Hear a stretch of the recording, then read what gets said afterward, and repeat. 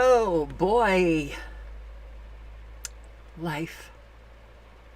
Isn't it just a lot of fun? December 26, 2023. What a day. But first, let me say hello to Sherry Hughes. Thank you. It's so nice to see you. I'm so happy that you're feeling well enough to join us. It's just nice to see your name there. Very nice. Marty Lauderdale as well. Thank you very, very much. Cynthia Johnston. All of you guys. Cynthia, Marty, Sherry, I thank you. I thank you very much. Hi. So, who else is in the house? It's Linty London. Hey, Linty. Geofactor 3, Analog Synth Player, D. Moore, Andrew Cruz, and TFL at War. And Atena, Barb in Ohio, Taylor News. Evening, everyone. Yes. Ask a Son, Angelos, Mary Mac, Tranquil, Vortex, and Phil Strange in the Hypocrite's Matrix. Julie. Hi, everybody. So, today was quite the day.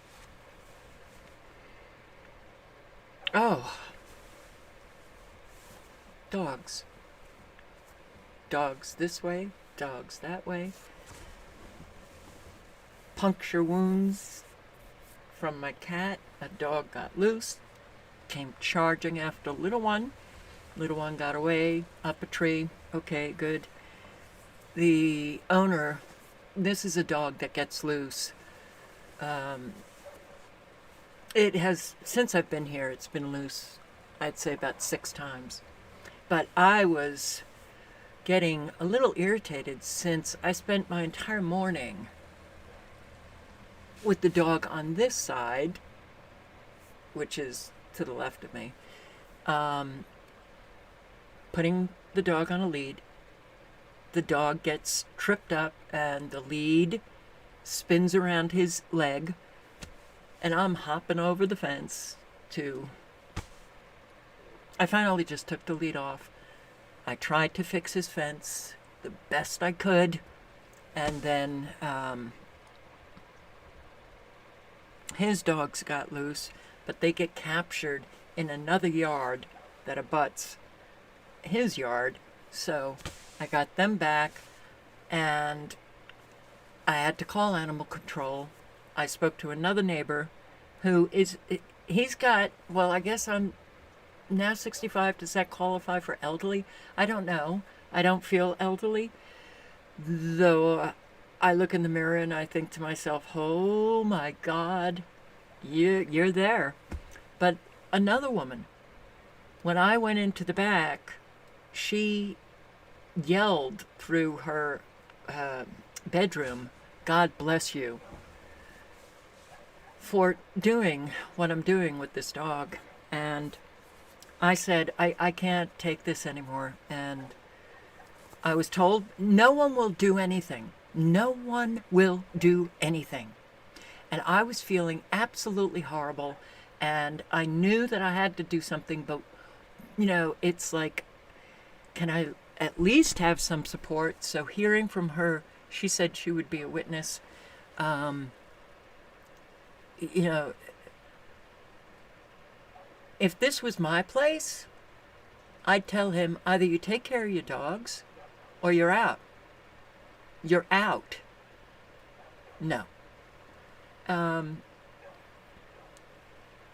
The other neighbor who's 81, the one behind who said God bless you to me, is late 70s or early 80s. And she has to listen to all of the barking at night and the crying. So, animal control may come during this live and speak with him. I, yeah, so the other dog, the other neighbor, his dog got loose, and little one was on the porch, just laying there, and I saw his dog coming, and I picked little one up, stupid, because I knew, I should have known, little one would scratch the hell out of me, which he did. But he got away and got up the tree, and his dog is so fast, it is amazing. But he would he went for little one. And then he just started running down the road, and then I see the owner who's staring at his phone, and I'm like, your dog is loose again.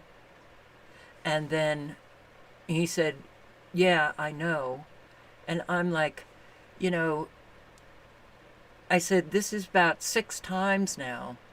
And I did say, can you secure your dog? Well, he said, can you secure your cats? And we got into it. And he came back and apologized. And I was like, oh my God, someone's apologizing. Someone's actually apologizing. And I immediately stuck out my hand and I shook his hand and I said, we were both, because I have probably 5 puncture wounds, and I've been dosing it with hydrogen peroxide because I've had infections. I actually had to go to the emergency room, and there was like a slight scratch, but it got really infected, and the doctor said I had cat scratch fever. And I said, I thought that was only a song. He said, no, it's a real thing.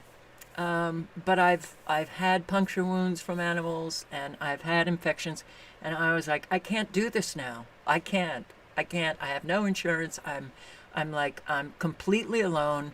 And you know, but I'm not the type that gets all pissy about some dog getting loose. It happens. It just happens. But his attitude towards me, and that I should have my cats secured. But he came back and he apologized. And then we talked for like 15 minutes, and it was great. And I said, listen, I said, I'm not a cat person. I'm a dog person, but I'm a 4-legged person. So, and I've had German Shepherds. You know, accidents happen. Things happen. You know, it's not the end of the world. But it was the attitude of both the 2-leggeds, mine included, that suddenly, you know, we're in this spin. But he's somebody that is, like, apparently best friends with the Larry guy who came over and said, if my cats go down there, they're not coming home. He threatened my cats. And he started talking about Larry. And he knew that Larry had come. And he said, he was trying to make excuses for Larry. And I interrupted and I said, I am not fond of Larry at all. Larry is a drunk. He's not a nice guy. So,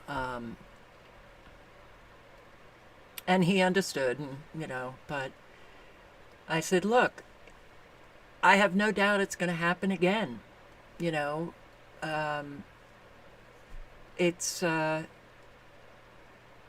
he's got 2 rescues. I said, it's the instinct. I see that instinct in it's a Husky Rhodesian Ridgeback mix. So I see it. It's very clear to me. And it's not something that can be controlled. The 2 of his dogs are rescues. I've had rescues. Wow. They come with their issues. And yeah, you know, things happen. A dog gets loose. It isn't the end of the world. And frankly, you know, I wouldn't, you know, be screaming and yelling if they injured my cat. it's not something that, you know, when a dog gets loose. I've had other dogs, and the owners were scared because they one dog bit my hand in 5 different places, and he was scared that I was going to sue him. I've never been that type of person, and it it things happen. Things happen.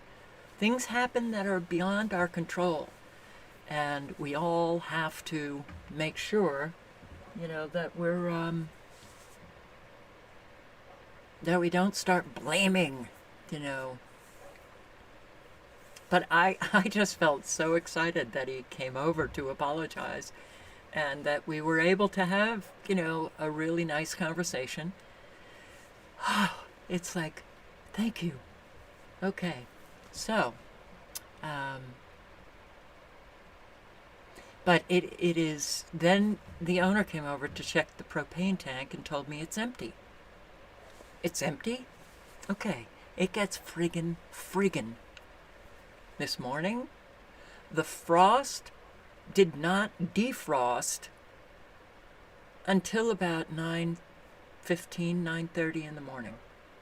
I couldn't believe it. The sun was already out. It was friggin' cold.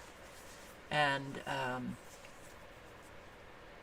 so, yeah, I don't know what's going on with the propane. Does that mean, I'm not going to have heat tonight? I hope that's not the case.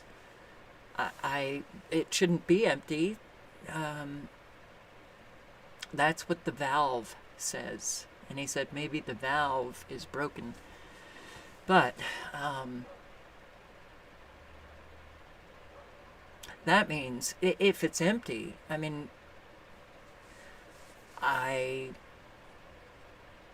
he said the last time he checked it, which was last month, it was 40%. Did I go through? Could I have gone through? I don't do any cooking here. I use the heat and hot water, and not a lot at all on both. So could I have gone through close to like 100 gallons? 100 gallons?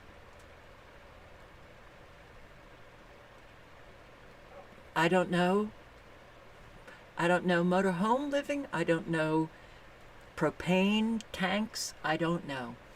But the heat is not on all the time. I keep it, the highest I ever get is 68 when it's super cold.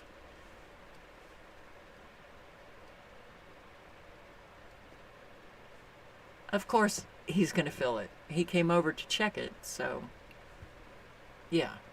But I'm going to be paying for it.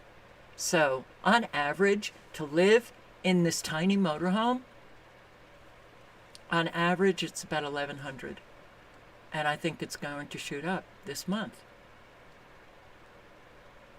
So, yeah, it's been a crazy day, and I don't want to live like this.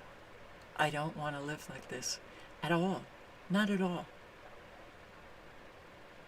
You go through 40 gallons a week in your RV. 40 gallons a week. Do you cook with the propane? Because I don't.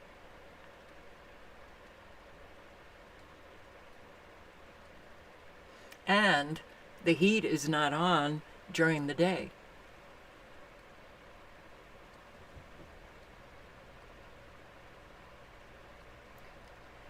As an attorney, I was never so happy. Before an attorney, no. I couldn't stand, I still can't stand how litigious our country is.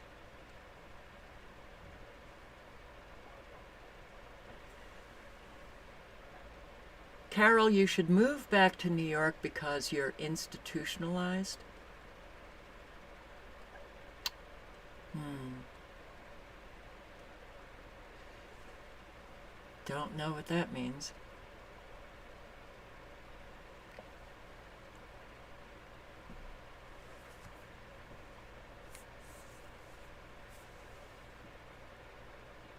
All right. So, um,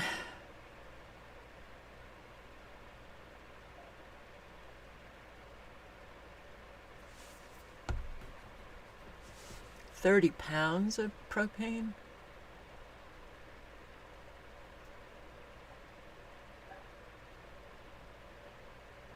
Mobile home heating systems terribly inefficient. Great. Yeah, you cook. You have a hot water tank. You run the propane heater about an hour a day.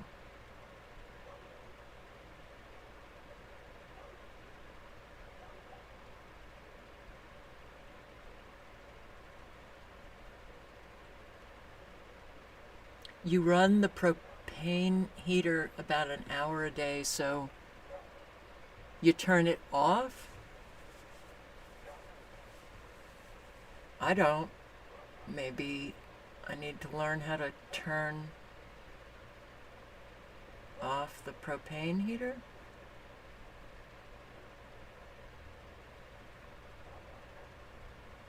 A 50-pound tank every week.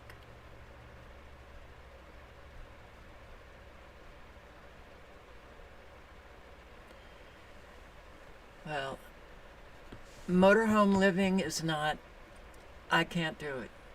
I don't, I'm not, my brain is gone and I can't.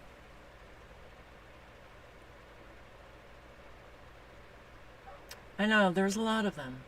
You know, the profession, the legal profession, attorneys have a reputation for a reason. It's absolutely true. You turn it off at night and bundle up with a 12-volt heater blanket.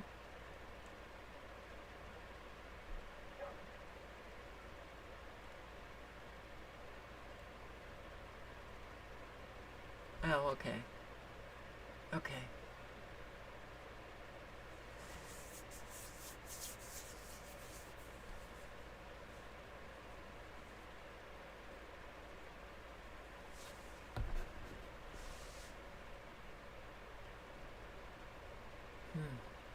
Anyway, why don't we go to something that is not me? How about the geoengineering? Good morning, freedom fighters. It is 10:02 a.m., December 26, 2023. I want to talk about the heavy chemtrails that's going on over Florida at the moment, but more importantly, these very heavy waves here. This is 2 hours ago. Still see it. 1, 2, 3, 4. And earlier before daybreak, you could see it. And here's another one of those clouds that the trails that evaporates the existing clouds. You can tell it's evaporating it. Very heavy quilt pattern from the machine. Put a little more into motion. Oops, I restarted it. You can see how the ones are spreading out, but you can still see the very heavy 1, 2, 3, 4, 5, maybe 6 very heavily frequency waves going on over Florida. Really not sure what kind of machine is doing that. It's something bigger than I've ever seen from the HAARP machine. But very distinct gravity waves, they call, from their machine that's turned on. The machine consists of 5G network towers, satellite, and NEXRAD radar systems. These quilt patterns have never been seen before the 90s. I would say is the first time I've ever noticed anything close to it, but now it's just out of control. Put it into motion here. You can see how it pushes this material that they spray on us in any direction they want. Let's see what else we got up here. Heavy trailing today up here as well. See how it just blankets everything. Very heavy trailing as well. Here I can see some existing as the day breaks here. Quilt patterns everywhere. Never seen nothing quite like what they're doing, guys. Be aware. They're controlling the weather. Standing. Good for you, Haska-san. Good for you. And Tranquil Vortex. I did do a live last night, but I took it down because I thought I'd get a community guideline strike. And I posted on those storms in South Australia, but also Queensland. So Brisbane is it Queensland? Yeah. 2 children died in your suburb in the storms. Please keep Oz in your prayers. Thousands still without power. I'm so sorry. My God. Well, where am I? So, yeah, I'm afraid, 2024, we're going to see an awful lot of people get so destroyed. And it's everything. It is everything. Our food, the air, the water. And the other thing is, I don't have allergies, but here, something's in the air because I did not feel well today. The neighbor that I was talking to earlier said the same thing, that she's sneezing. I had sneeze attacks today. Yeah, something's in the air, of course. But something's in our food. Anybody know what this is? Just bought this today. It's good until May of next year, but it's got this in it. Oh my gosh, I'm gonna throw up. Oh. You dig up for that? I just. Never do that. Good until May. I guess Anybody- frozen, but that looks pretty nasty. Know what this is? That looks very Just bought nasty. this today. Yeah. What are we eating? And the EV cars. We seem to have an awful lot just blowing up.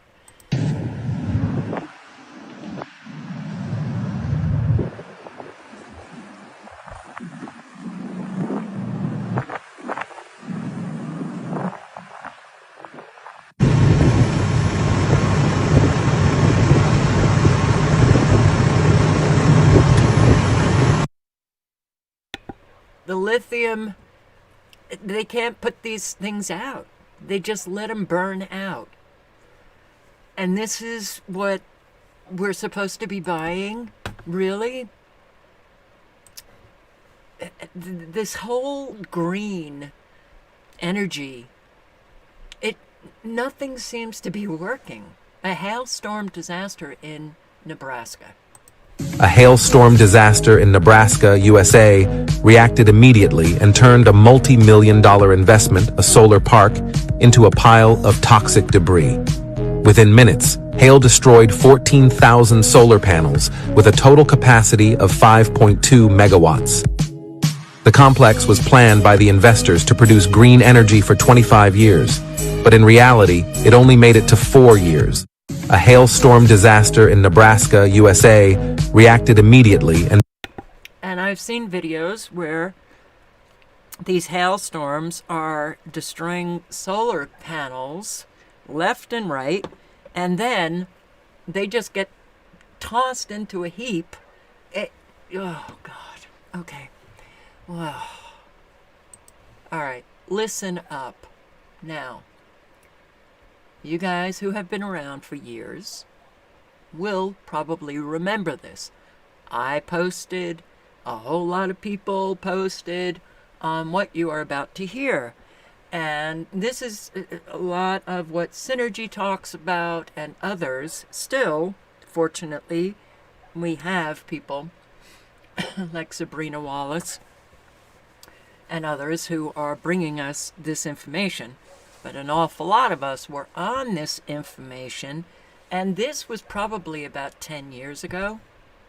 And the Iridium satellite system connected to the cell towers and the smart highways is all based on not only sending out a signal to track you, but Nokia, which is one of the leading cell companies, has figured out a new way to cut down the need for increasing the amount of signal by 3 to 5 times as many cell phones in the same signal area by beaming the signal directly to you. But they can also, besides the cell signal, they can actually have a biocoded signal to your DNA to affect your physiology and insert thoughts into your mind. And they have this technology today. And Nokia is directly involved. If you go to these cell phone companies, either Bell Laboratories or you go over to Nokia over there in Helsinki, what you'll find is that these are highly classified, and you have NSA agents and above government technology, top secret and above top secret, all over the place. This is not a place for making cell phones. It is a place for dialing up your cortex. And the Dr. Deagle, not the Sam Deagle of Deagle.com or Deagle reports, the military site.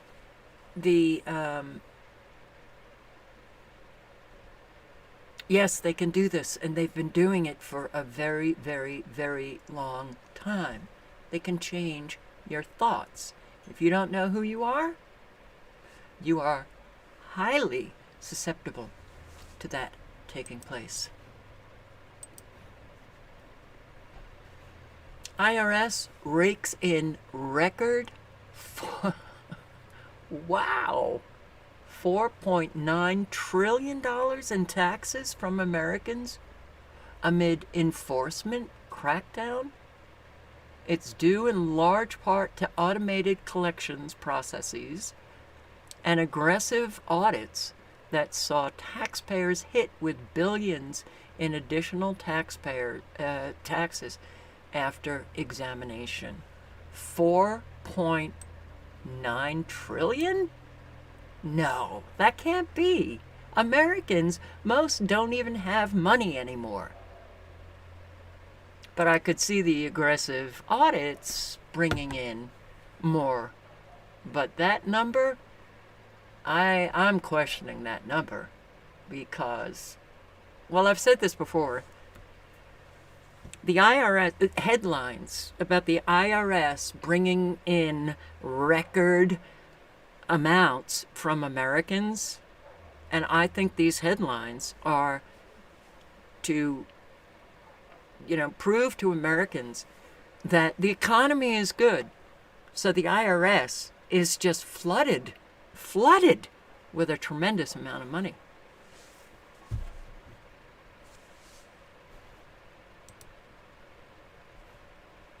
Yeah, well,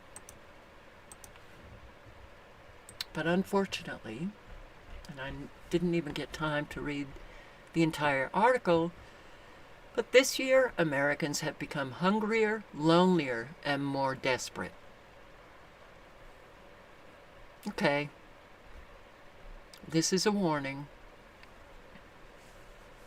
The illegal migrants, the citizens, a whole lot, are going to start. We're going to see people freaking out more and more and more. We are headed for a nightmare. We're living the nightmare already. It's only getting worse. And at this point, everyone should be able to see that. Right now, food banks all over the nation are dealing with a tsunami of hunger. Susanna Morgan, the president of Oregon Food Bank, says that she is literally witnessing the worst rate of hunger in her career. This is the worst rate of hunger in my career. She's worked at food banks in Boston, San Francisco, Anchorage, Alaska. It's so large, it's hard to wrap your head around. So Michael Schneider, who's writing this article, says, I don't know what I have to do to convince some people that things really are this bad. I keep sharing fact after fact in my articles, but some people out there are just not convinced. 1 out of every 5 children in the U.S. do not have enough food to eat, but the reality of the suffering that is now taking place just isn't sinking in for many of those that are still living the high life, or just comfortable. Homelessness in the U.S. is increasing at the fastest rate ever recorded, and that's as far as I got. But here, at the same time, Americans continue to get even lonelier. Americans are lonely, and it's killing them. At the point things are so bad that this crisis is being called a new epidemic. America has a new epidemic. It can't be treated using traditional therapies, even though it has debilitating and even deadly consequences. The problem seeping in at the corners of our communities is loneliness. Most of us probably think of loneliness as just a bad feeling. Turns out that loneliness has far greater implications for our health when we struggle with a sense of social disconnection, being lonely or isolated. And boy, are people disconnected. Well, that's a shame.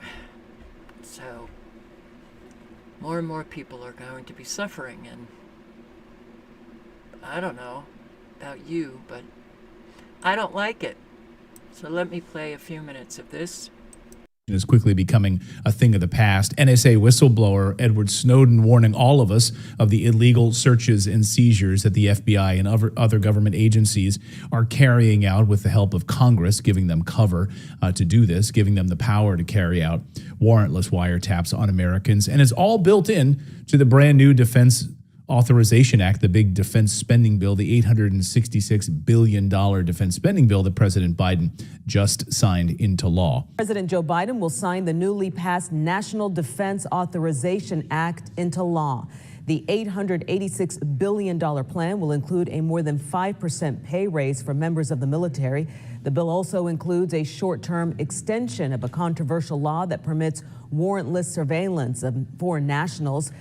Kyle Seraphin is a FBI whistleblower and a true American patriot. He's been screaming from the mountaintops about how corrupt the FBI is, how they're carrying out illegal surveillance on Americans using the FISA program, illegal warrants, to rope Americans into illegal custody. It's unbelievable, and we wanted to invite Kyle on to talk about this. Kyle, good to see you again. Welcome back to the show.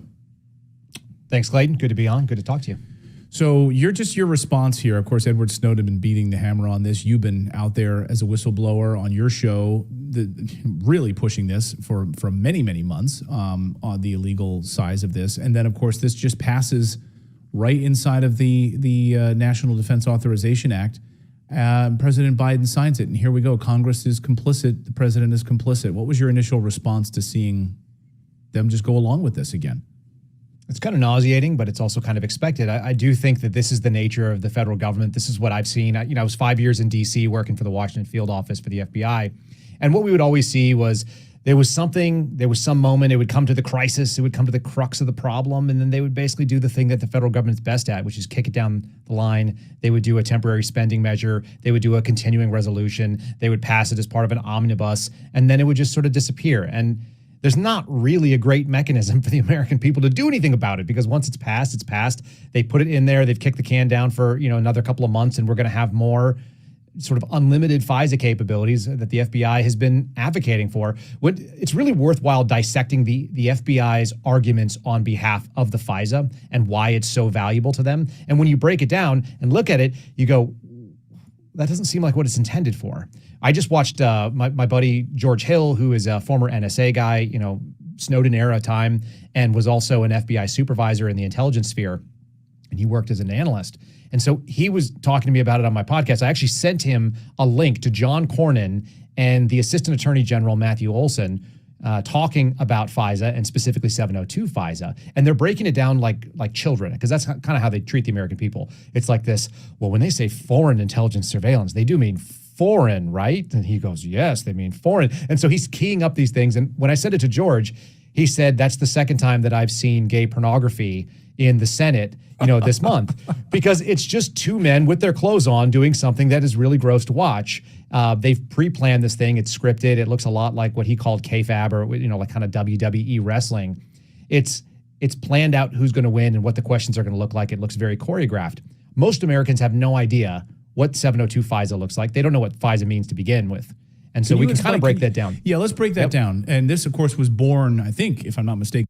Okay, if you want to learn about this and if you want to hear how your Fourth Amendment is shot, click on the link. The link is in the chat. We are not living in a free country anymore, and the surveillance is very intense of all of us. So, and this woman, I'm going to link below. I'm going to read some of what she says, but she talks about, that thing that started in 2020, and I just have to be careful. But that thing that started in 2020, that you were forced to, not work because you were non-essential. Oh, wow, I'm looking at the clouds and pink and black. Yeah, okay. But yeah, listen, I put the link in, click on it and listen to her, because I just wish everyone had what she has. What she says is, I come here to speak to you about the illusion that these people in front of me, or anywhere else for that thinks they might have authority over you. I'm also here to speak to the people that still believe the lies that the government promulgates. They have this fantasy that they have authority over us. This same fantasy is what caused us to greatly suffer for the last few years, and our children will feel this pain for decades. They have no more authority over you than I do. A badge or a vote in the ballot box doesn't make these people more special than you or me. If you believed that we were ever in that thing starting in 2020, despite your eyes, ears, heart, and instinct telling you otherwise, you are choosing to believe a mass murdering government over yourself. If you believe these people care about you, I urge you to look up the following: Tuskegee experiment, move bombing in Philadelphia, Dakota 38, etc. Last time I was here, I spoke on needing to unify against these purveyors of hate. There is no left or right. There is just freedom and enslavement. These people consider us all property. Our unification against them is the only chance our children have for survival. And this woman is exactly right. They only wield their authority because we consent to it. Silence is absolutely consent. And Americans have been so infantilized that they're still children with a whole lot of wrinkles, looking at these people in government as mommy and daddy. And that is killing us, for sure. So, the World Economic Forum predicts 44% of human skills will be replaced by AI in 5 years. AI, they claim, will change the world so rapidly that most people will not be able to keep up with the advancements. And that is absolute. Most people are not able to keep up with the advancements already. The advancements in technology. And this idiocy that we have, using the term mother to birthing people. Black birthing people. Black birthing people. Black and indigenous birthing people. Is the administration's official policy to replace the term woman with birthing people? I was a little taken back when I just read it and saw it, that the term mother was gone in spots and it was replaced with birthing people. Again, if we're trying to be precise in the language that's used. Mom's a pretty good word. Everything that's worth living and dying for is under attack right now. This environment that has been created and corrupted and manipulated does not respect women, does not respect children, does not respect men. It cares nothing for family. If that is the society that we want to live in, then we need to see how crazy we are, really. The world is in the condition that it is in because of the disrespect of the woman. There's so much that we place around her because, as we are also taught, that when you teach a man, you are teaching an individual. When you teach a woman, you are teaching a nation. Every prophet came from the womb of a woman. Every intelligent, strong, powerful man and woman came from the womb of a woman. So that's why they have to attack mother and remove father, because before you can get to her, you have to get through him. Every wise nation has security, and the man is supposed to be that security. Can a woman secure too? Of course. Are there female warriors? Absolutely. However, because of her value, because a whole nation comes out of her, so you must be protected. And the man having that essential position by nature, so someone who knows that about you will do their best to make sure you are removed, because there is a standard of conditioning that has to take place. Man, woman, child. If I want to get to that, I have to remove your protector, because he is watching to make sure that everything that goes on in this environment is safe and secure. That's why they have to attack masculinity, because they know, damn, if there's real men around here, we can't really do what we want to do. And if there are real women, we for damn sure can't do what we want to do, because she's going to protect that child, he's going to protect that woman, and they both are going to protect society. Oh well, I guess that didn't happen. And back to the migrant issue, which is very, very big. It is unbelievable what's happening on a daily basis. But here in Denmark, flere børn, mand! Danskerne er 5 millioner, bliver snart udryddet, mand! Kig på svenskerne, kig på nordmændene, kig på finnerne, mand! Vi er flere millioner, mand! I er i et samfund, der ikke laver, I ligger og boller dyr. Det er derfor, I ikke har fået børn, mand!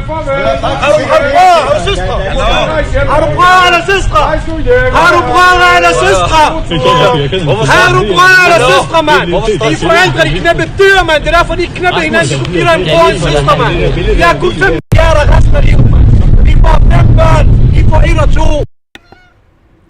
well, this is part of the plan for the Muslims to come into Western countries, have a lot of children,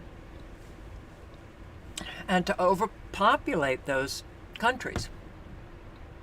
It's part of the breakdown. U.S. police educate the cultural enricher.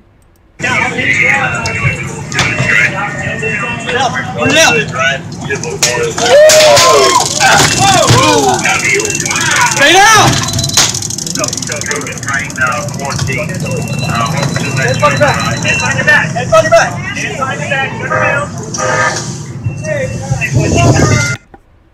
Life is so much fun.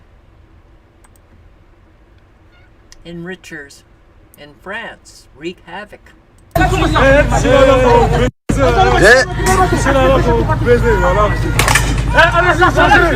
Wesh les gars, c'est le ramadan, c'est pas ça!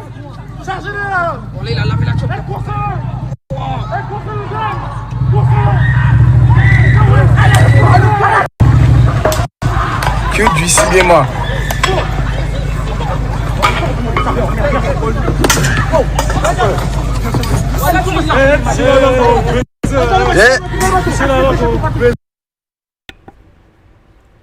Oh, yeah. Oh. Let me see. What do we have here? Blinken's visit to Mexico focuses on optics as migration crisis hits Biden's polls. Unbelievable that there are still that anyone, any adult, could approve of what's happening at the border, could approve of Biden's handling of immigration. Well, apparently 38% approve, down from 46 in November. Well, that's a large decline in 1 month. But 46 in November? Are you kidding? Okay, that's scary. And here, again, today, Arizona, Lukeville. By the way, I posted on Never Lose Truth a video of an awful lot of migrants coming into Lukeville, Arizona. This is a new batch.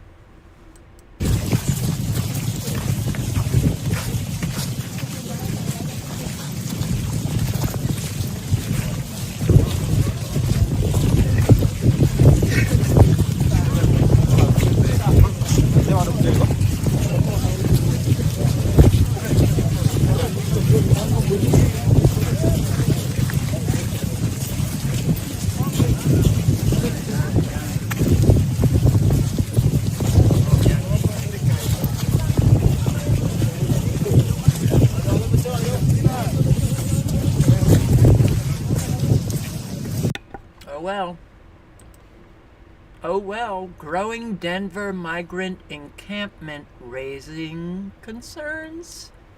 Tonight at 10 buses arrived in Denver today with 341 migrants inside. The city says Denver is on track for receiving 100 migrant buses just this month. One of the main spots they're landing is Zuni and Spear, and nearby residents are complaining about a growing mess. Fox 31's Gabby Easterwood joining us with their concerns. Gabby? Yeah, with more migrants coming in, residents' concerns are definitely growing. One of those concerns, though, being the trash created by this many people in one spot. Any given day, you can find Bo Blackford working on his pride and joy. Beautiful stock Honda. A few doors down from Bo is Ralph Williams, who's lived on this block for 2 decades. I'm amazed that it's there. I mean, like, it's a total WTF moment. These tents and hundreds of migrants nearing both of their doorsteps. I just keep seeing more buses show up and more and more, and it stresses me out. And if the tents look like they're coming up here, I don't want to live there. Originally, the city was picking up trash from the encampment 3 times a week. Now it's 5, but residents say that's still not cutting it. The more people that show up, the it might even need to be daily. At least 2 times a day. I mean, it's a mess. It's overflowing everywhere. The trash highlighting the major issues with the migrant numbers. The city says they're working diligently to get these people into housing, but that presents its own issues because many aren't authorized to work. And if they can't work, there's only so much to go around. I'm worried about what it's going to be when they're all desperate and there's not enough to go around. Now, the city says they are working to open an additional shelter soon. We also brought the trash pickup concerns to a city spokesperson, and he said he'd bring it back to his team for a solution. So we will continue to keep you updated. Live in studio. Revoke. I'm sorry. I eat fig bars. So I thought I could eat that through that video. But little one loves fig bars. So I was I put some on my hand for him to eat, and then my hand, I just had to reach over to get a paper towel, and so much is happening behind the scenes. Yeah. Animal control was supposed to come at 5. They never showed up. Huh. Oh well. Great. And I swear, it's like, it's a switch. It's fine during the day. I mean, it's warm. And then it's like the sun starts to go down. It's not even dark out. And it gets ice cold. Well, I feel it as ice cold. I hear his dog barking, and I can't do another night of this. So, not only Denver, Chicago. Now they're bringing them in by train because of the recent city council's bus ordinance. Making their way to Chicago, and over the weekend, more than 100 people arrived on buses in the suburbs before taking trains into the city. The city is receiving the influx of migrants, say they had no heads up. Darius Johnson is at the Ogilvie Transportation Center, where many of those people arrived. Yeah, Jackie, good morning. A total of 3 unscheduled buses all arrived in surrounding areas here in the city of Chicago over the weekend. At this time, there are more than 14,000 migrants in the city that are residing in 27 shelters, and about 300 are currently awaiting placement. Saturday morning, Fox River Grove says 38 asylum seekers got off a bus at the Fox River Grove metro station. They were then provided tickets to get to Chicago. Saturday night, just after 9, a bus arrived in Elmhurst with 58 asylum seekers. Every person on board had metro tickets where they took a train to the Ogilvie Transportation Center. Elmhurst police say a second bus arrived shortly after with 33 asylum seekers. They too had metro tickets where they also boarded a train to Chicago. Earlier this month, Chicago City Council passed an ordinance approving tougher penalties and fines if they don't get a heads up about incoming buses. That resulted in 96 citations and 1 bus being impounded. Since then, we've seen more instances of migrants being dropped off in other cities, as we did over the weekend. Just last week, the city of Aurora and Kankakee both received unscheduled buses with asylum seekers. In an effort to prevent this from happening again, the city of Aurora passed a similar ordinance to Chicago. They are now requiring companies to notify them at least 5 days in advance before a bus shows up, and also to provide a detailed plan for migrants as they arrive. Now, you may remember just last month, Governor J.B. Pritzker announced an additional $160 million to effort with the ongoing crisis. Over the weekend, the state announced that that money will be used to pay for hotel rooms for the 200 migrants. Now, those 200 will then be moved into a CVS in Little Village that is currently being transformed into a shelter. That shelter is expected to be complete by the end of January. Reporting at the Ogilvie Transportation Center this morning. Unbelievable. I cannot believe that people can't see that this is a purposeful agenda. And France grounded a plane. Who are the child sellers? We've seen video of planes unmarked, no identification whatsoever. These are the planes for human trafficking. Who had put more than 300 Indian origin passengers on a plane to Nicaragua.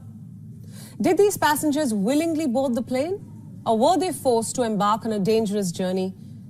We broke the story on Friday. We told you how a plane with 303 Indian origin passengers were grounded in France. The story has taken unexpected turns over the last 48 hours, and some of the details are extremely grim.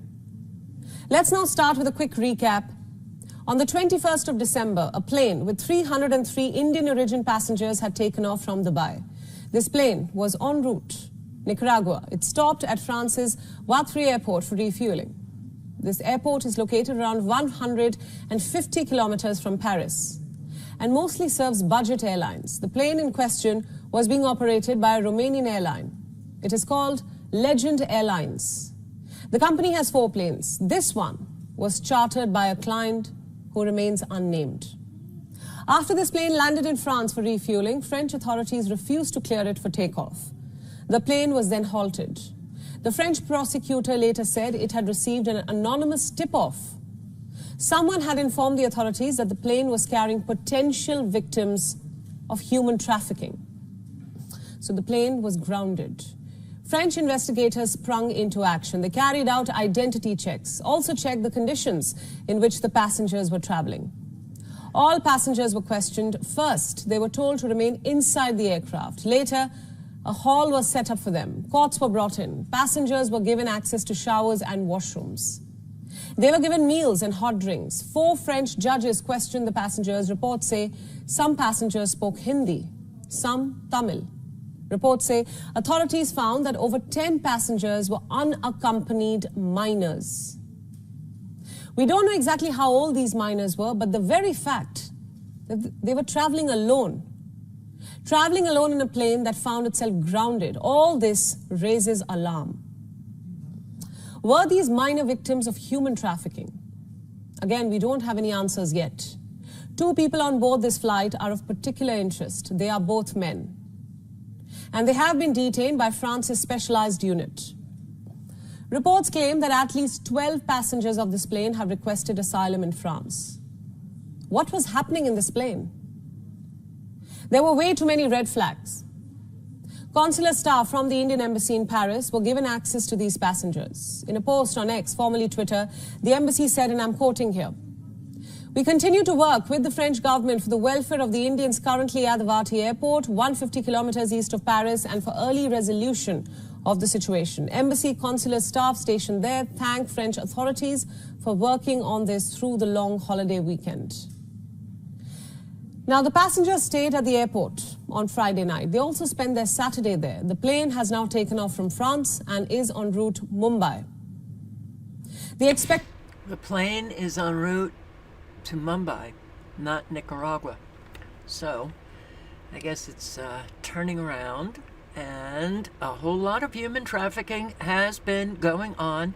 Yes, USA, USA, USA, #1 in human trafficking and child trafficking. Says a lot about our country. A whole lot. So, if you want to listen to the remainder of that broadcast, the link is in the chat.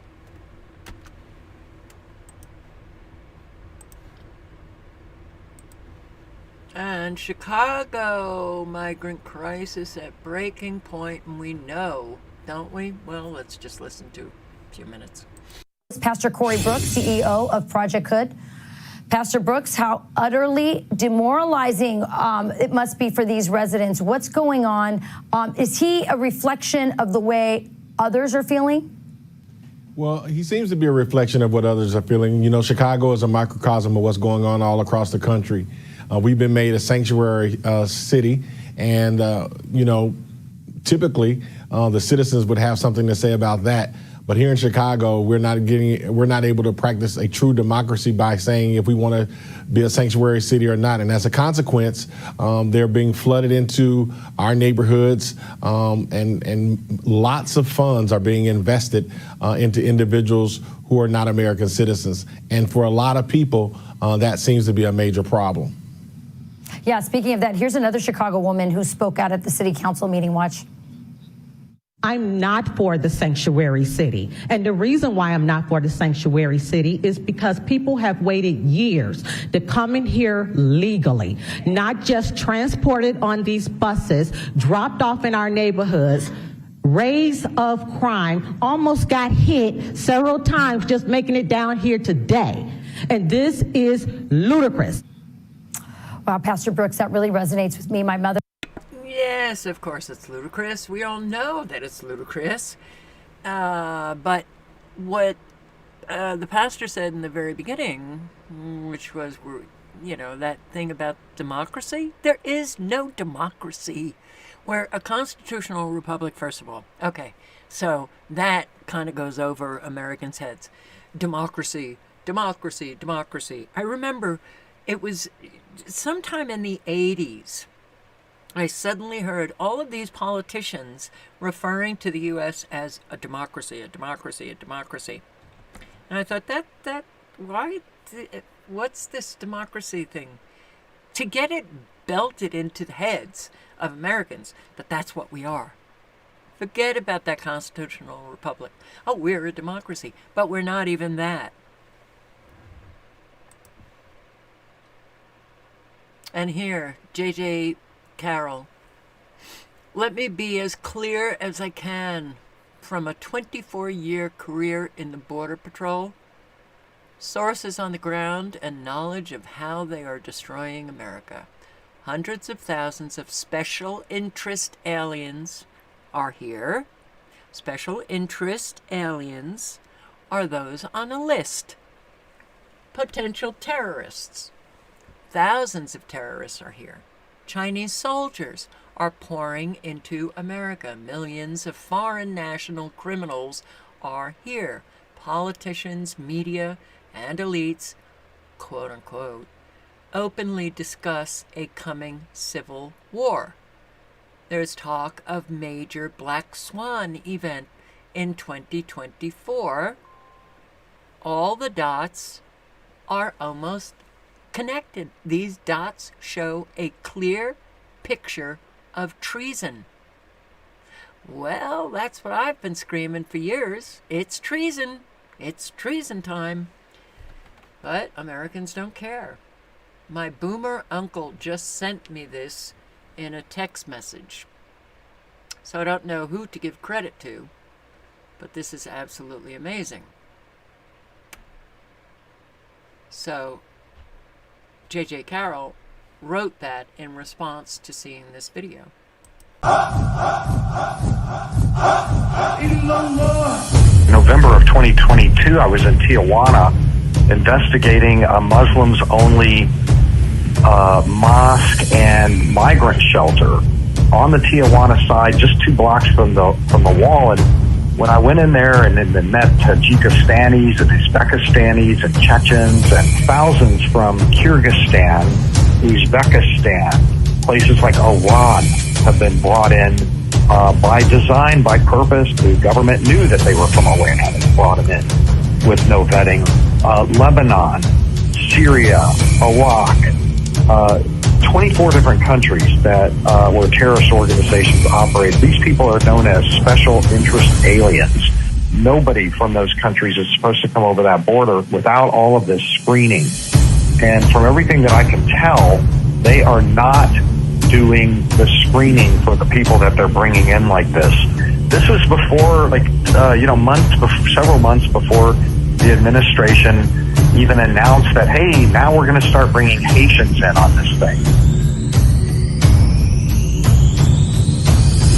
Todd Benson's been on the show for 2 years, 3 years, telling you this is happening.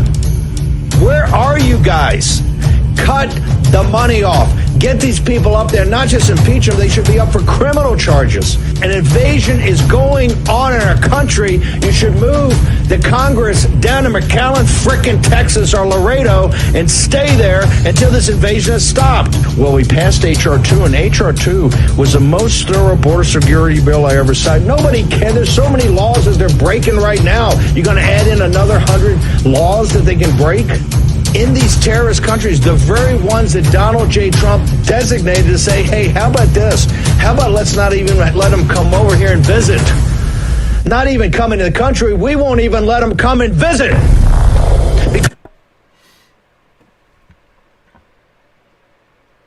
Unbelievable that somebody could write, I love America. It's still the best country on earth.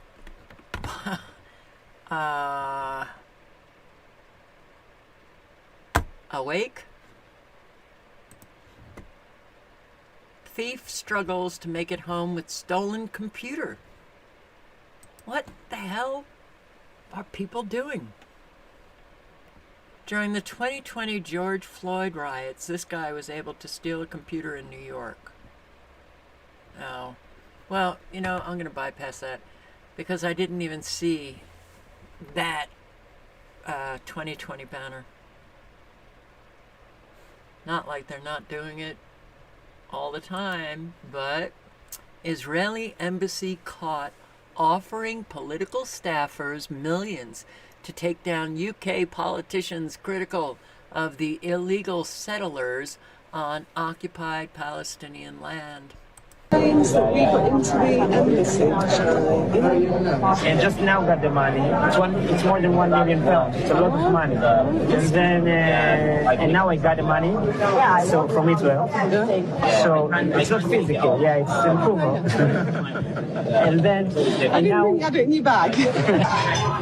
Their dinner party also included an undercover reporter from Al Jazeera's investigative unit who captured a most undiplomatic conversation. Can I give you some pieces that you suggest that you will take down?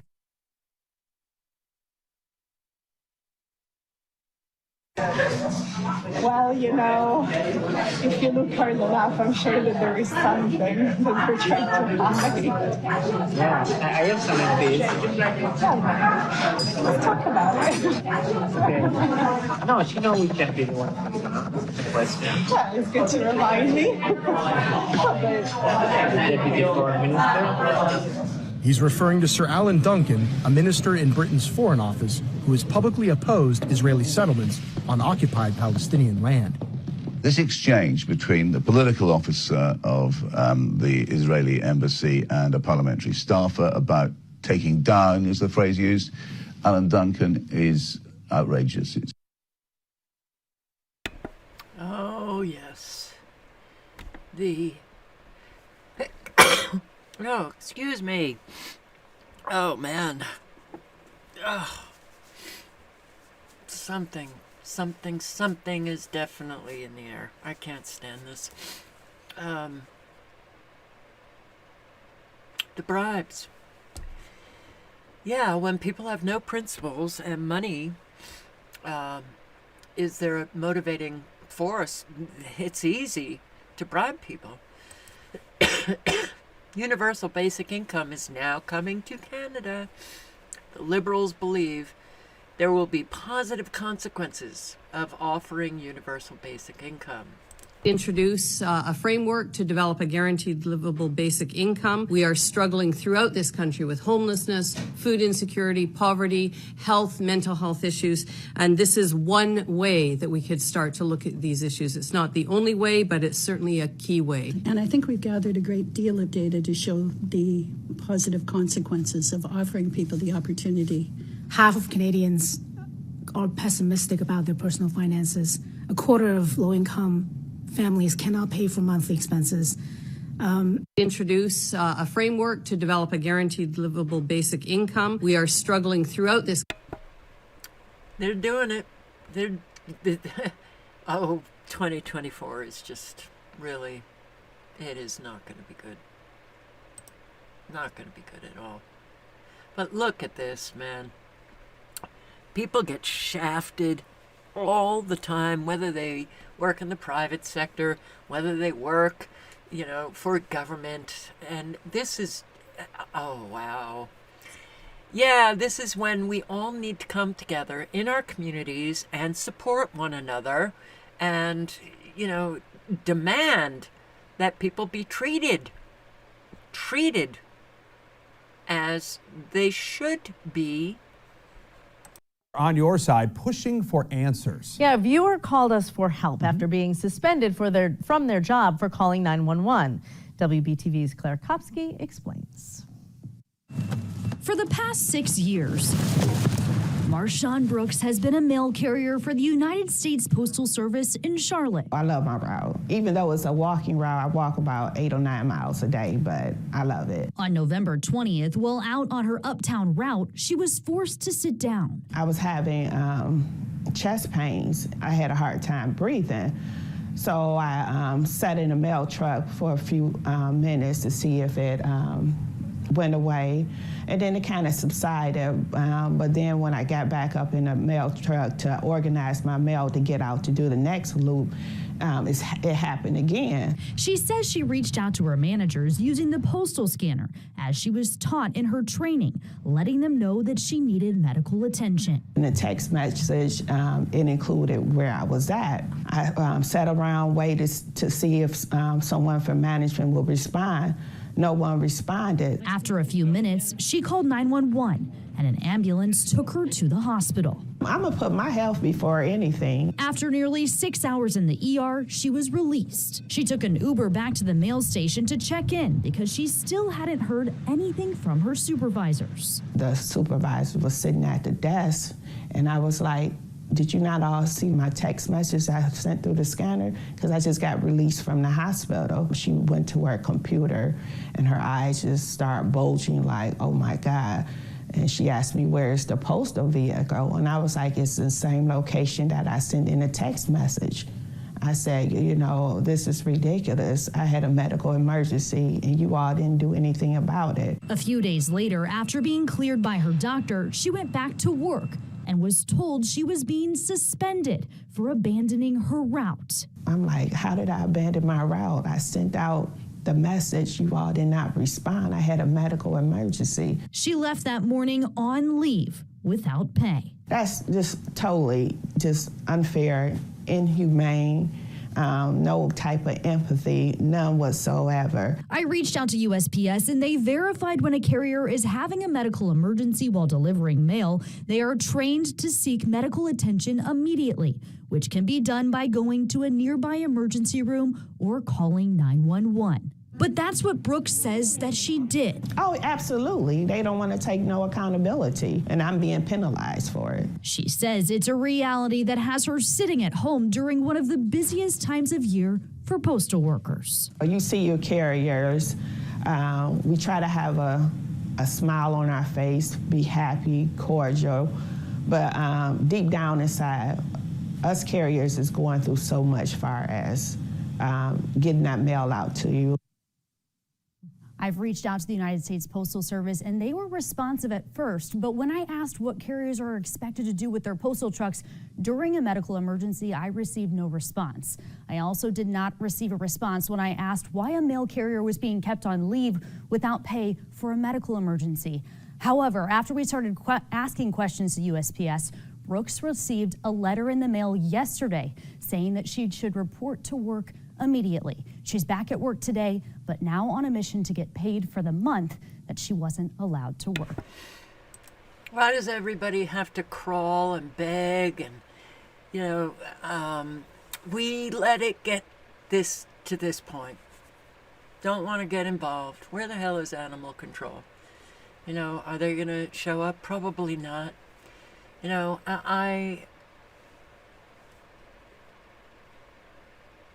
We needed to have the kind of respect for ourselves that when people treat us like shit, they get called out.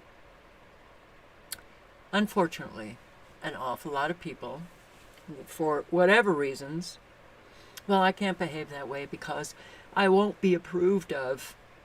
Oh my God. Well, that's when a whole lot of people just get shafted left and right. They do the right thing, and people just don't behave in accordance. I mean, it's mind-boggling to me. And here, a cop crashes into a bar and arrests the owner of the bar. Unfolding in St. Louis after a police officer crashed his SUV into a bar and arrested the bar owner. Community is a little bit outraged. Let's play video that is emerging of this incident. So here we go. Here comes the officer. You can see the time, 12:29 a.m. And boom. Boom. Okay. Crashes right into the bar. Right into it. Right into the bar. So what we know is that after first of all, the police officer had said that he swerved to avoid a dog in the street. Oh, that's a lie. Now Did not see a dog. Now he's saying that he swerved to avoid a parked car, which is kind of a hilarious claim to make. So let's put that VO up again because you can see that there is a parked car. But there are parked cars parked all over the country. Right, there we go. So yeah, so you can see him that is a coming parked in the car. left side of your screen. If you're listening to this, it's a police SUV. You see, he does see a parked car. There's also a telephone and does pole. start swerving. So are you allowed to crash into bars because you see a telephone pole? It's a weird. It's such a weird story, especially since it started with a dog. But it gets so much better, worse, I should say. Well. So this is a gay bar. The two owners, Owned by a man with the last name Pence, by the way. Pence and Wick. Yeah, and so Pence and Wick rush to the front of the bar where they see a police SUV in their bar. Right. They live above the bar. Yeah. They confront the officers, and they're like, "What on earth are you doing? Why have you crashed into our building?" The officers lose it on these dudes and start demanding ID, which is the most incredible thing I can possibly imagine. A police SUV crashing through your building and demanding to see your ID. And so Pence says he replied, and this is from the Riverfront Times, "No, you don't." And he was beaten up by the cop. He was beaten up by the cop. He was released and very shaken by the experience. I mean, what the hell is wrong with people? Okay, I'll put the link in the chat if you want to watch the whole video. But look, our world has just become something so flippin' insane. It's incomprehensible. It is truly incomprehensible. And here, went to a local Walmart. Where is this? Kansas City.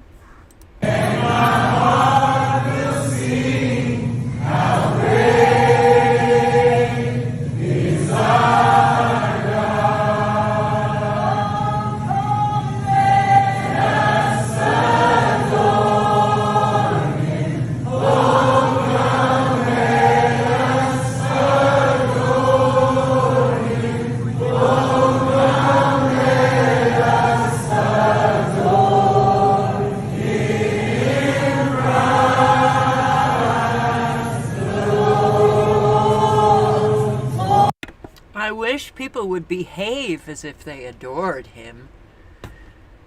Yeah. So, let's do war, shall we? Shall we do war? War on Gaza? Egypt proposes detailed ceasefire plan as Israel vows to expand Gaza campaign. It's a campaign? Well, it's slaughter. It is a genocide like, well, we haven't seen before. But battle for southern Gaza could take months. Israeli military says could take months. They are literally wiping Gaza off the map. Israeli strikes kill 241 people in 24 hours. People detained in their underwear in the Gaza stadium, along with minors. And those are videos that are on Twitter, and I just didn't want to show them, but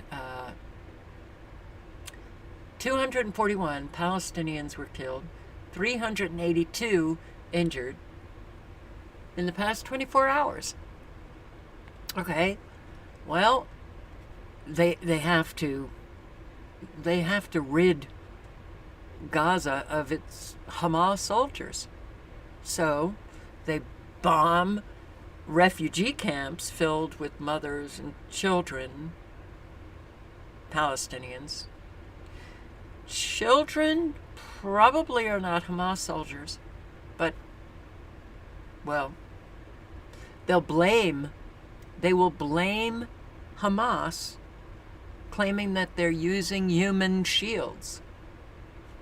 That what we are facing today is so unprecedented. But what's really scary is that when you face the unprecedented and you don't see all of humanity coming together on such evil,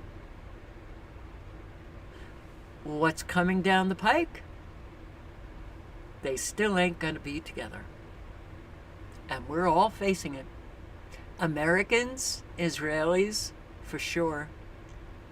Israeli soldier dies of superbug infection from contaminated Gaza soil.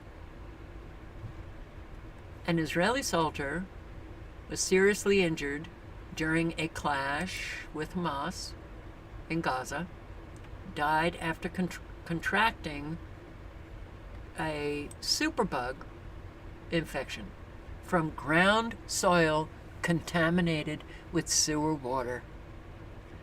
Israeli doctors believe the soldiers contracted the fungus from Gaza's ground soil, contaminated with sewage and other pollutants following months of bombardments by Israeli forces. And if anybody can claim that this is proportional to what took place on October 7, they're out of their minds.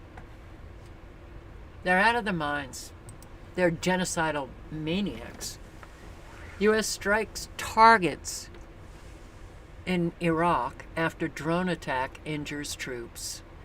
Oh, fighting in Iraq, fighting in Syria, fighting in Lebanon, and an awful lot of these articles, Iran-backed. Iran-backed. It's Iran-backed. Are we looking at war with Iran? Don't be surprised. Another container ship attacked in Red Sea as Houthis act with impunity. Oh, the Yemenis.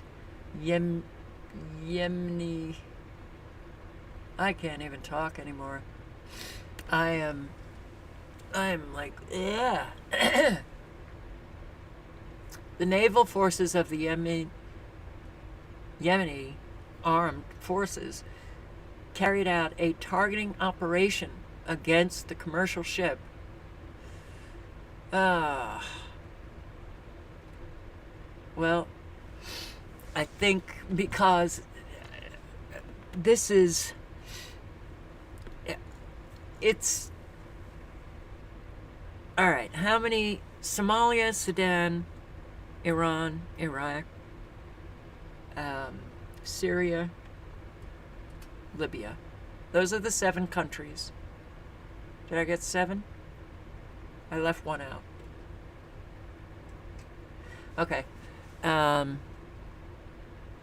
But Iran has been the country that an awful lot of our congressional representatives have wanted to attack for a very, very long time. Certainly that senator from South Carolina. We could be looking at this taking place in 2024. And we've got an awful lot of Iranian, Yemenis, I'm not pronouncing that correctly, Syrian. We have an awful lot coming across the border that hate us. Sleeper cells.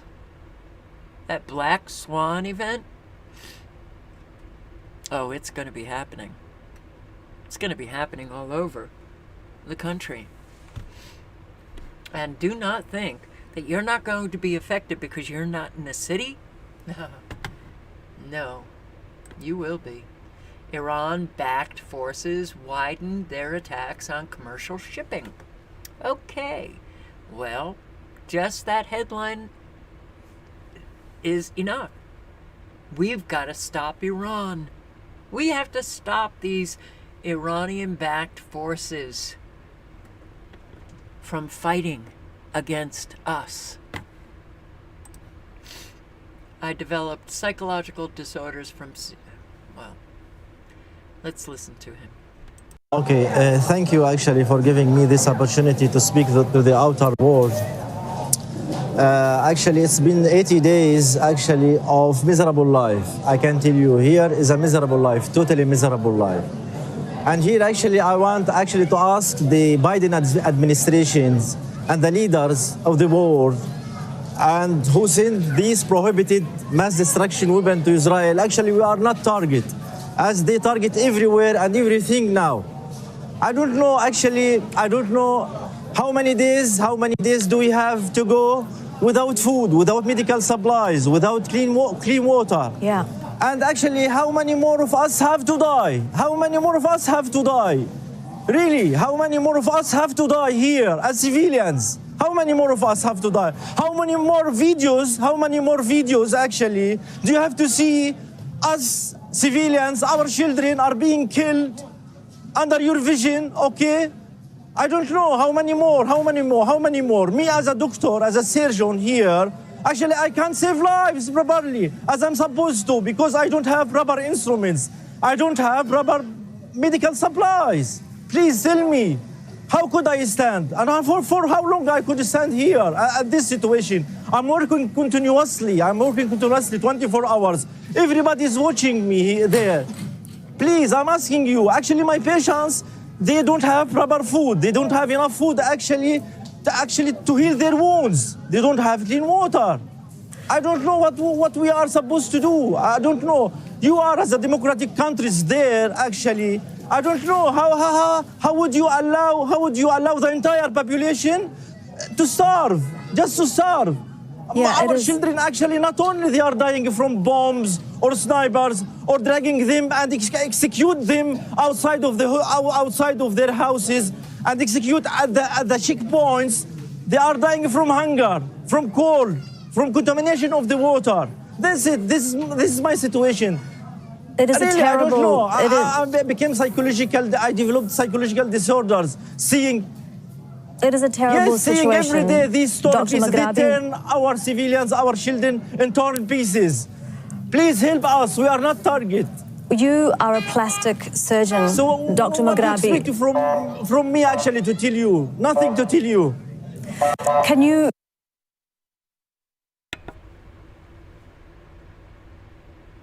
Hey, relax, guy. Relax. Relax. God.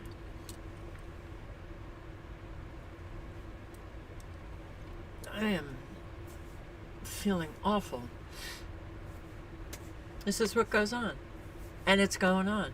And it's every day. It's like the migrants coming across the border to fight us. And it will be horrifying. Yeah. But a whole lot who will remain comfortable, not suffer the consequences. They'll turn a blind eye. They will turn a blind eye.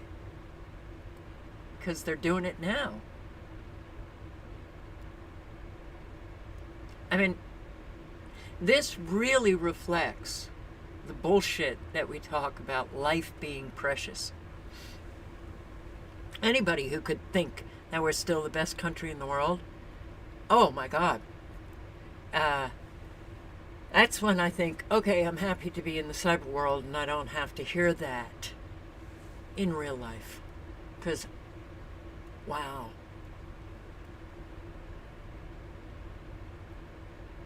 The abject evil coming out of this country has been a stench forever.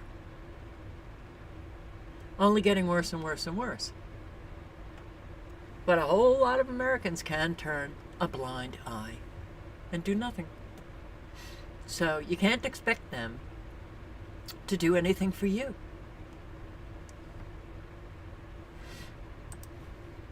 After receiving a bear hug of approval from Genocide Joe Biden, the president of Israel literally signs off on the extermination of families in Gaza.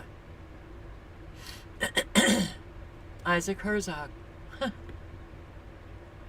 Wow.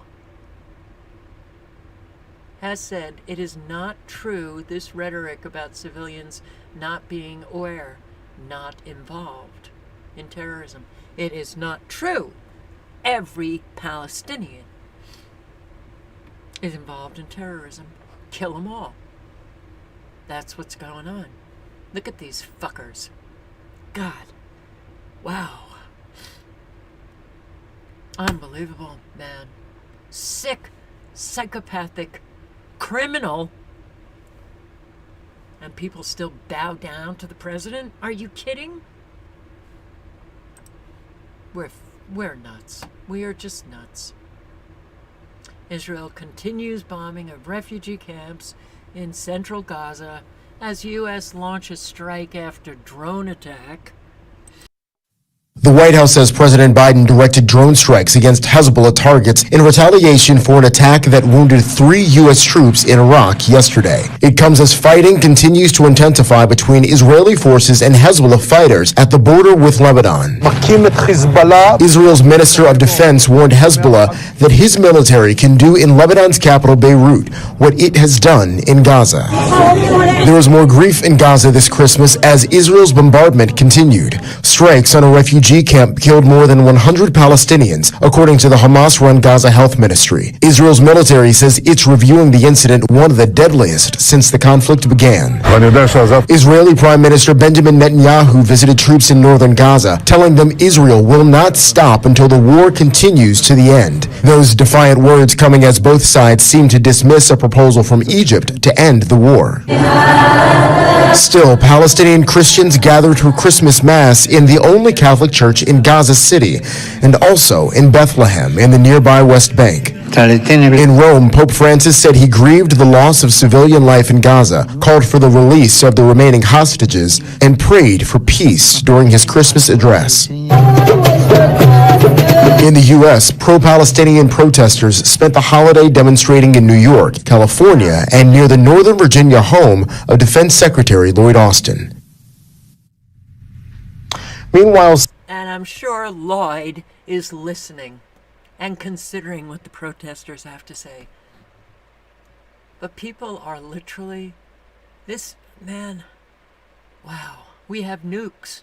The politicians must agree to press the button. The hell is wrong with people?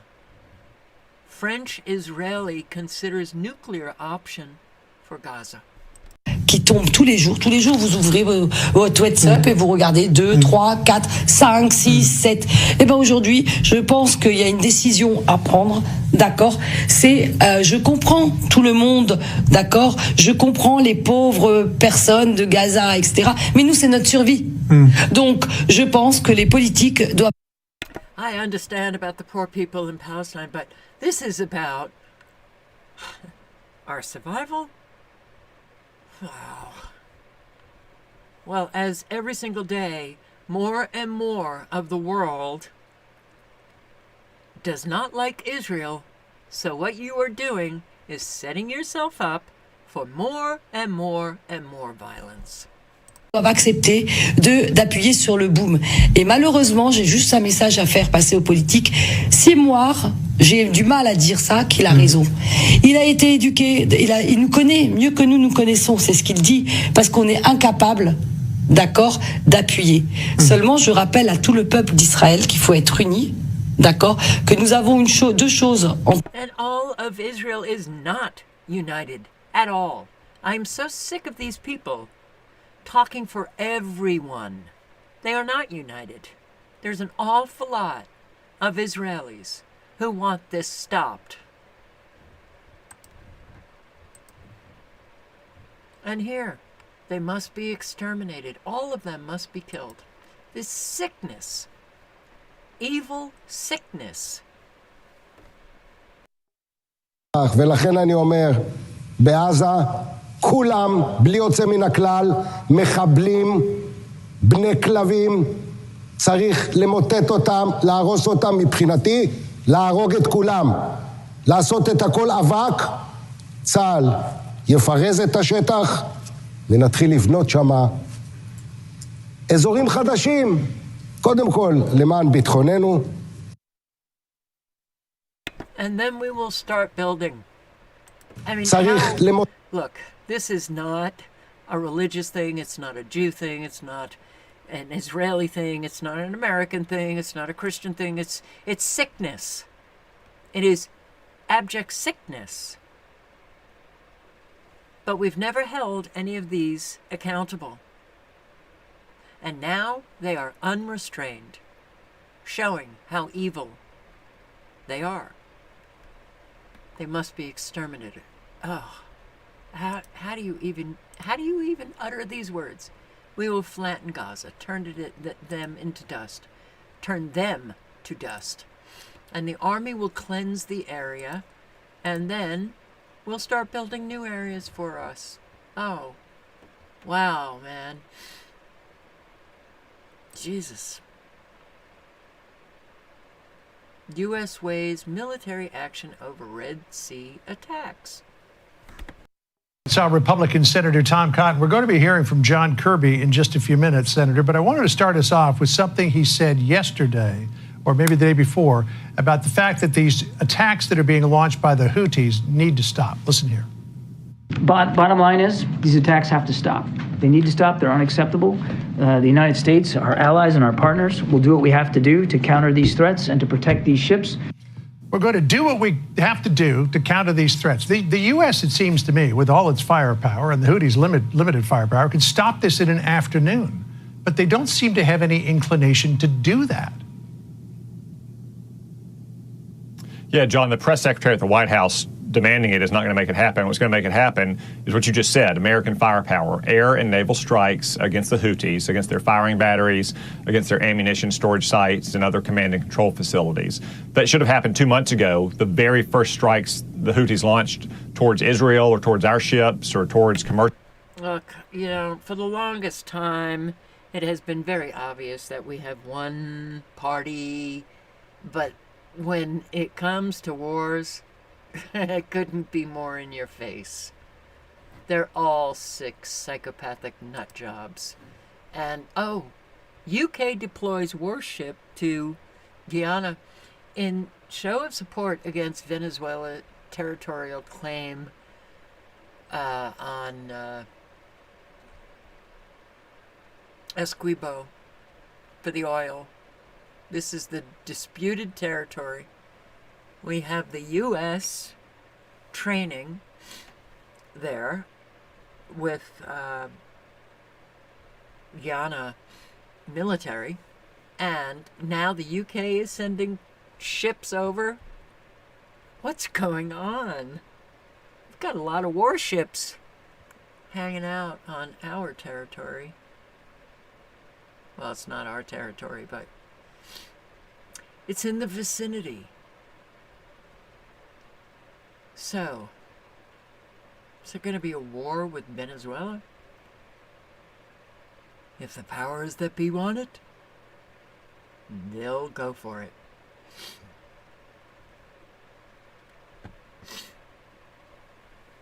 $139, Art Lover. It was nice to see you in the chat. Sleep well. Good night. So,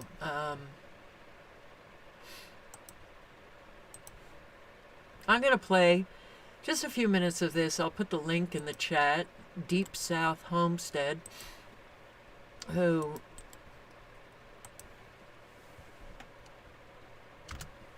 I'm just going to play, the part where, once again, you hear this from people, you experience it yourself, people getting shafted all the time. Our stove, our stove broke down, and I paid for extended warranty on a Frigidaire. Please don't ever buy Frigidaire appliances, guys. Please, please, please don't ever do it. I bought the extended warranty, plus I bought insurance for free replacement in case something happened to the stove. They just get a free replacement. That was the understanding. Well, we've been dealing with Frigidaire, 2 days ago was 9 days in a row. And every person we've talked to, with the exception of one so far, has lied to us. And they keep telling us, the first thing was they're going to send a repairman out.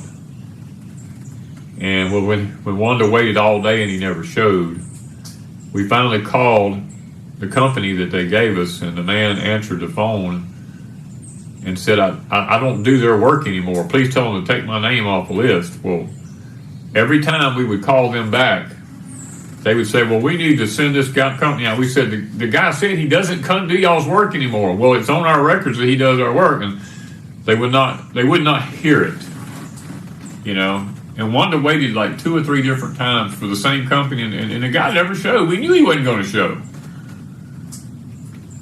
Finally, I got involved. And it could have a lot to do with my sickness now. I don't know. I completely lost it, you know, and I really regret that in a lot of ways, because I am a Christian, but I'm also, I've been a businessman my whole life. I've owned companies and stuff, and when you get people who don't know how to do business and people who lie, you know, I can't stand a liar and a thief. That's 2 things I can't stand. And finally, this last guy, his name is Kenneth. I told him I was going to mention his name on here when I did a video, and I haven't done the Frigidaire video, and I might still do it.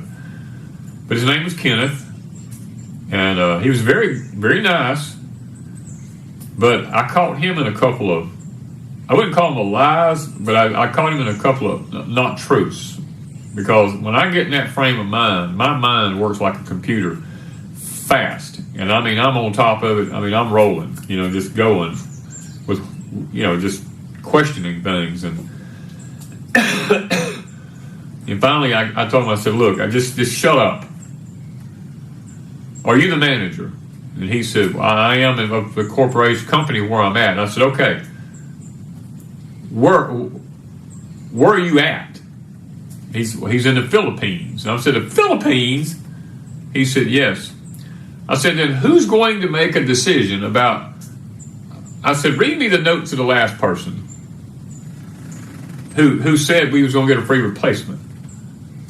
Because we've had 2 or 3 people tell us our free replacement was being scheduled. We'd get emails and all this kind of stuff. He says, sir, there's nothing in the records about any of that. I said, then all your people have been lying to us. And he said, well, I'm going to make it right. I told him, I said, I want your name, I want your phone number, and what day are you going to call me? And he said, well, somebody that's above me will make the decision, and I can't get a hold to that office until Monday. I said, that's a lie, because Monday's Christmas. And he said, well, I meant Monday they wasn't going to be back in until after Monday.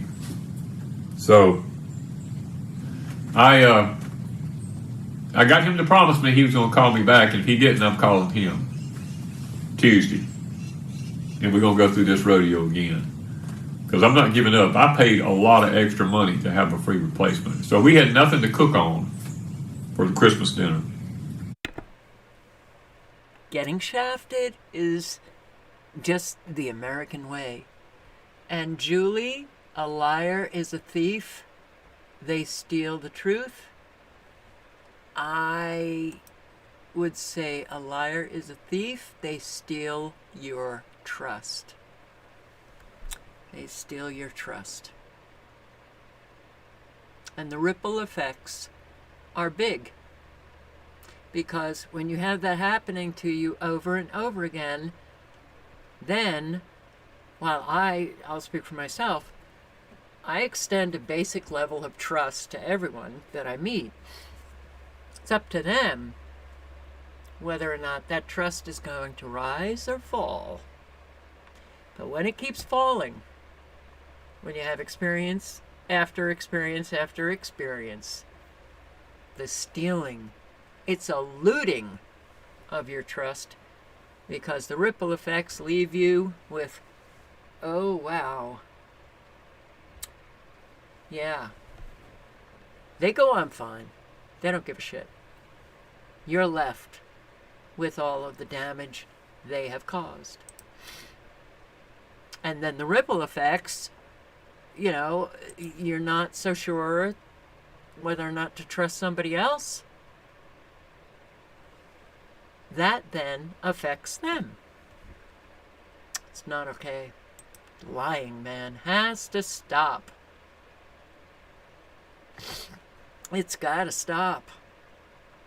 But how many are being, you know, I had the experience, CenturyLink, this internet provider, before I got here, I called CenturyLink, and they lied about the upload speed.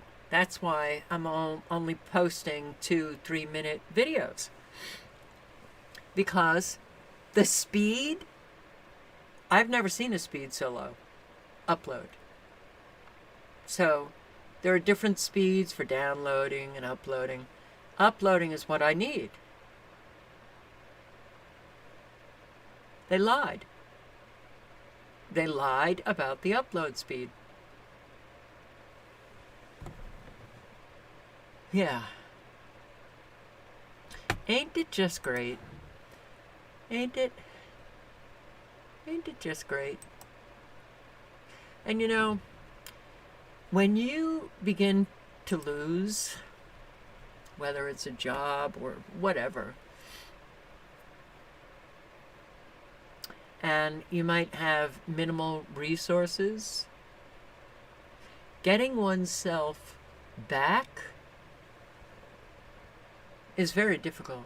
But when you start experiencing bad things happening over and over again, you're just in a spiral spin downward. And it's very difficult. I felt for this man. What a wonderful world. So I finally get some side work because nobody will hire me.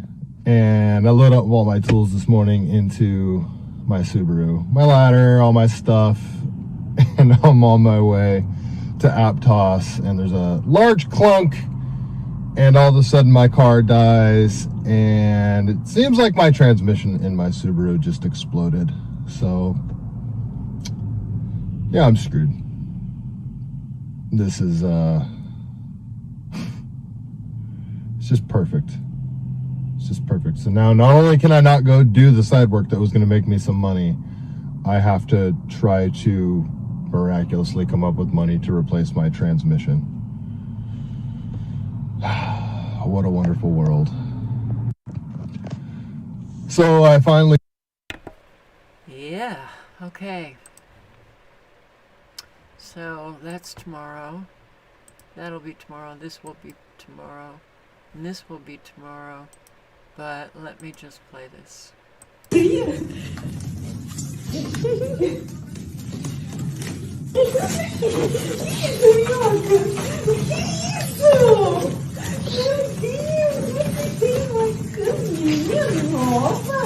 Não acredito! Não acredito! Você ganhou até uma bandana de presente! Nossa! Vem cá! Vem cá!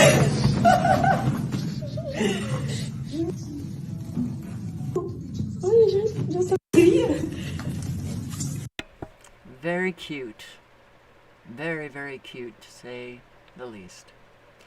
All right, rich man gives a house and work to an immigrant who lost everything. And I am going to post the link to this video. It's really, oh wow. See, I wish I had money just to be able to do these kinds of things. But who sent that? I had this sent by a subscriber that I would like to thank. So I will tell you that this man, who's, you'll hear him in the very beginning, apparently has quite a lot of money, and he gives everybody 3 options. Listen to the options. Tequila? Yes, sir. It's Friday, party time. Thank you. Hi, excuse me. So, quick question. If you had 3 options, what would you choose?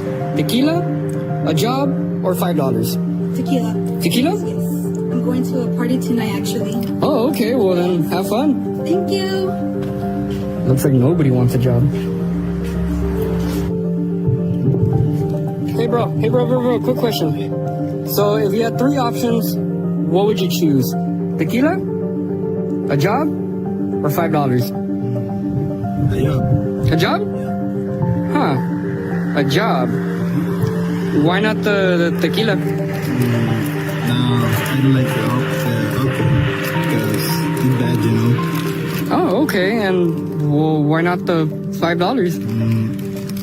I think that I can spend easy that $5. Oh, okay. Yeah, I mean, yeah, you could spend it real quick. I can make more money working. I like working.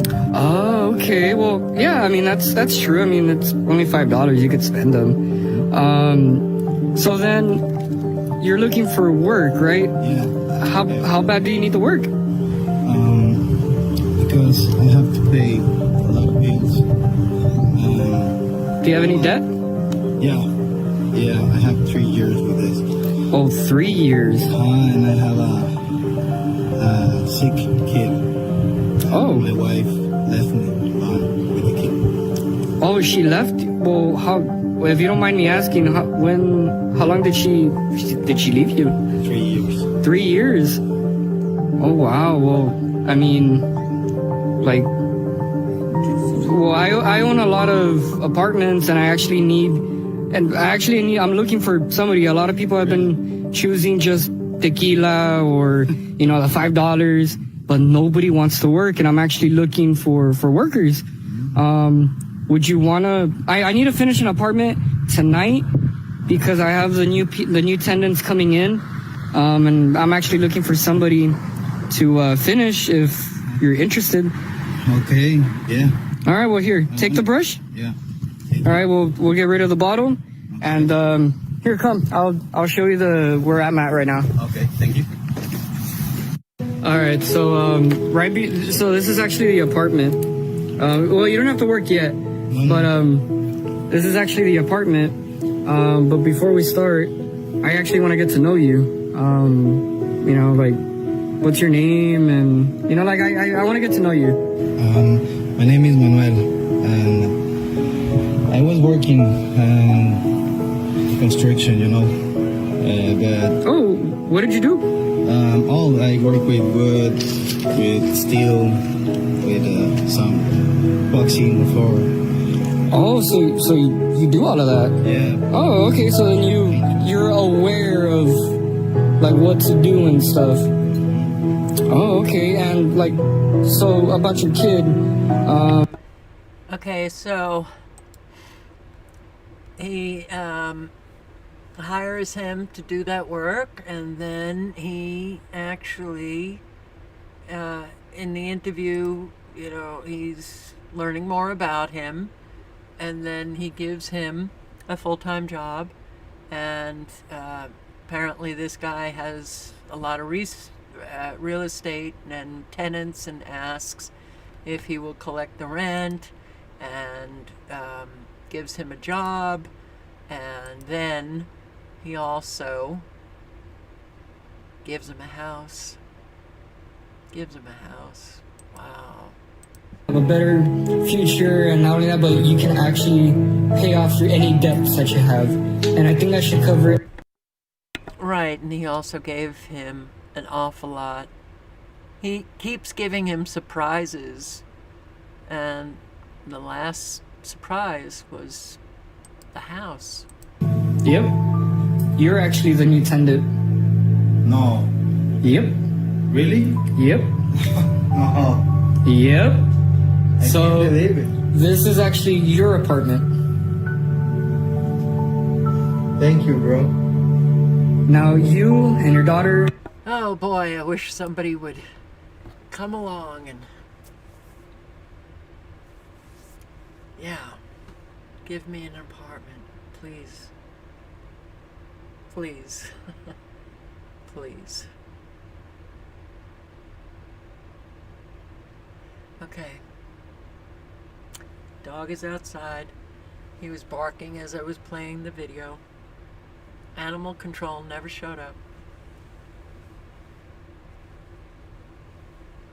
It gets really tiring when you want to resolve something and there's just no way. I mean, everything you try turns to shit.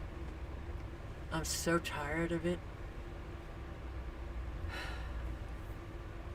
All right, well, tomorrow I have to bring Bookend this cat that showed up here to get neutered. And you know, I realized that after so many experiences where people really have told me that I'm worthless and, you know, horrible, and anything I do, it's wrong, even when I don't do anything wrong, but I'm wrong.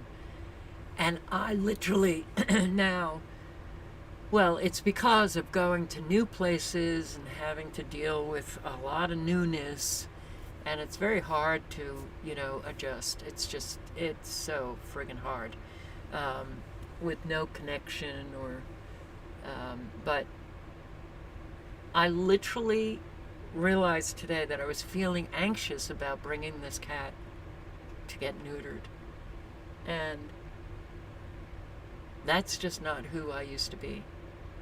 So it's very, very important, your behavior in the world and how you operate in the world, how you treat people. Very, very important. Because an awful lot of people are being damaged by other people. So do your best. Bring your best self to life every day. And it's a choice. It's a choice you make. For sure, live honestly, speak honestly, and help those in need. Extend yourself. And man, do I feel like crap. Wow. Today, I don't know what the hell was in the air. My eyes, it's definitely, you know, some sinus or allergic reaction to something in the air. But I don't like it. I feel really, really tired. But we know the poisons, there's a myriad of poisons out there for all of us. So on that note, thank you for showing up. I hope to see you tomorrow. As always, be safe and good night and good luck. Ciao, guys.